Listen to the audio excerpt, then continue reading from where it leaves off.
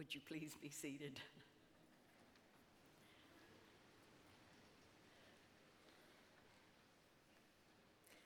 I have to tell you that Mrs. Young has been giving me guidance and instruction and answering all of my questions for 3 years. So I thought she had me well prepared. I'm not too sure now. Thank you so much. Thank you very, very much. It has been a privilege to serve with the Young administration.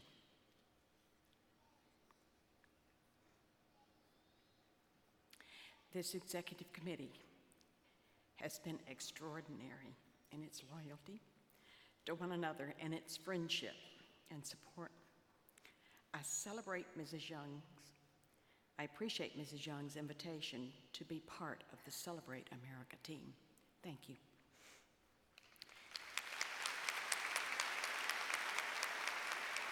Got through that.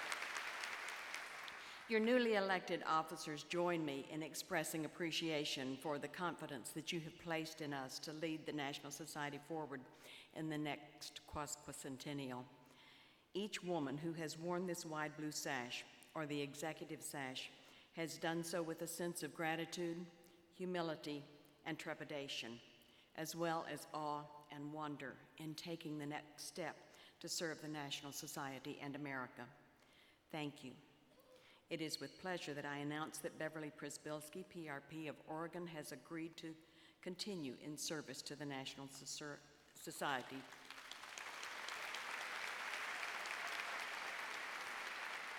pending approval by the National Board of Management. It's also with a grateful heart that I introduce the members of the Dillon Associates campaign team seating the presidential section.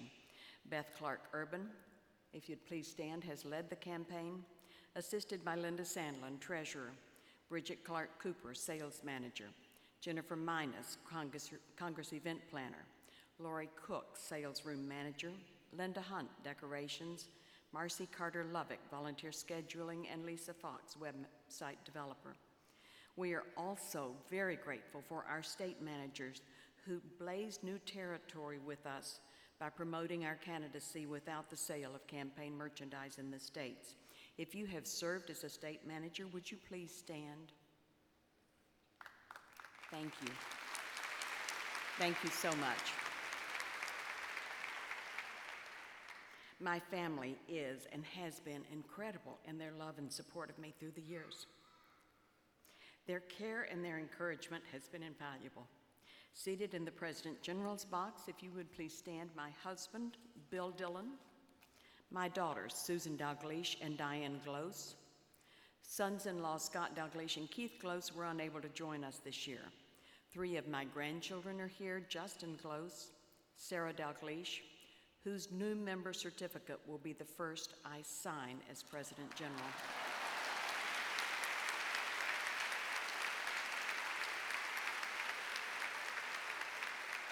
And Emily Dalgleish, and I will also be able to sign her membership during the 3 years.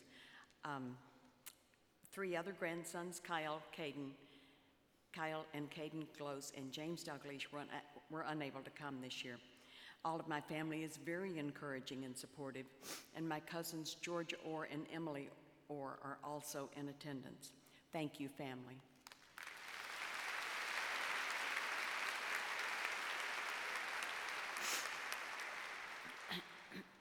Finally, gratitude is expressed to the Colorado State Society, who gave me encouragement, love, and trust to start this journey.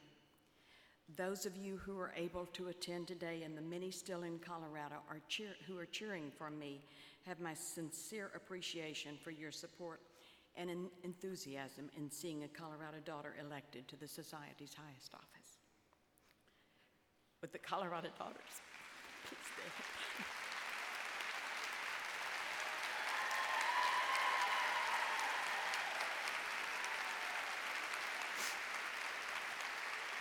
Thank you. I would also be remiss if I did not thank my good friend, Chris McKenzie, who is not here this year.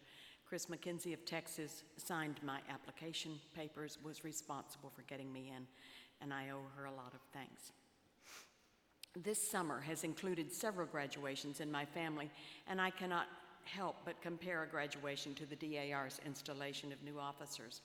There's an end with wonderful, fond memories, but there's also a time to move forward, and it is a privilege to take this next step in service to America and to the daughters of the American Revolution.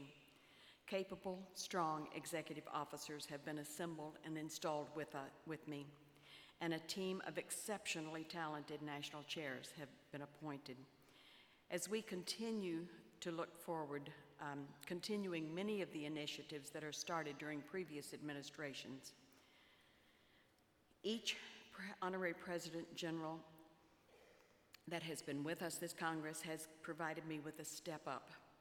Each one has encouraged me, given me opportunities, and has applauded my efforts while graciously forgiving my errors. Each has been kind throughout the years, and I'm very grateful. This administration plans to continue special projects grants, as well as the Celebrate America Committee, which will be renamed Service to America Committee. We want you to continue recording your volunteer hours, so we will again have a measurement of the way that we impact our local communities. It's at the chapter level where we have the most ability to influence this nation for good, and where most of the work of our organization is accomplished. I applaud you chapter regents who do so much, and if there is any way that your newly elected officers and appointed chairs can assist you, please contact us. Would all chapter regents please stand so that we may recognize and applaud your contribution to the work of the National Society.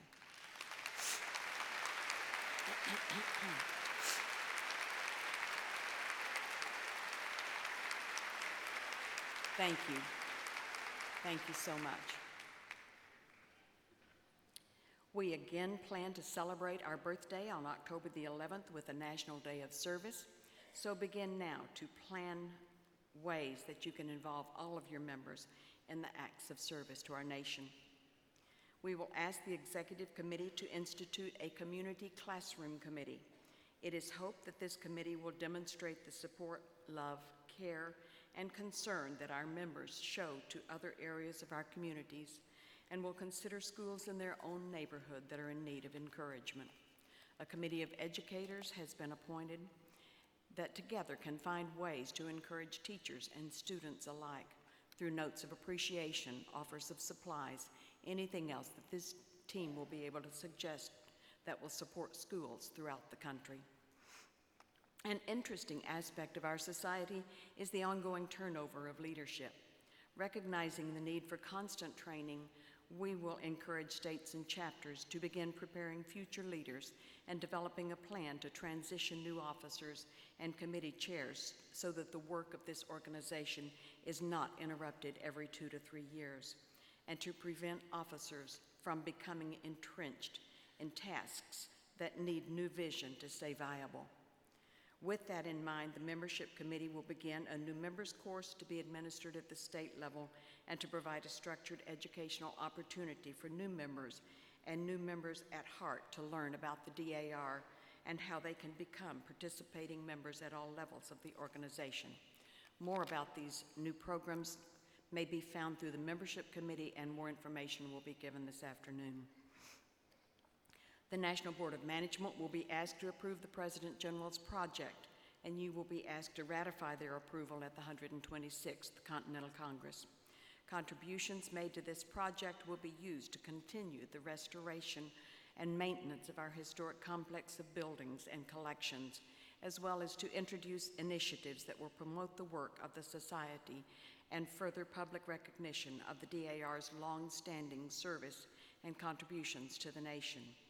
We will continue to monitor the financial stability of the Society and will continue the promotion of the Guardian Trust Fund and establish development programs along with prudent investment strategies.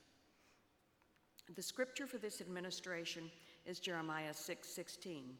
Stand at the crossroads and look, and ask for the ancient path. Ask where the good way is and walk in it, and you will find rest for your soul. The Dillon Spirit of Service arrow points away from ourselves in a westward direction in recognition of our many ancestors who expanded this nation from sea to shining sea.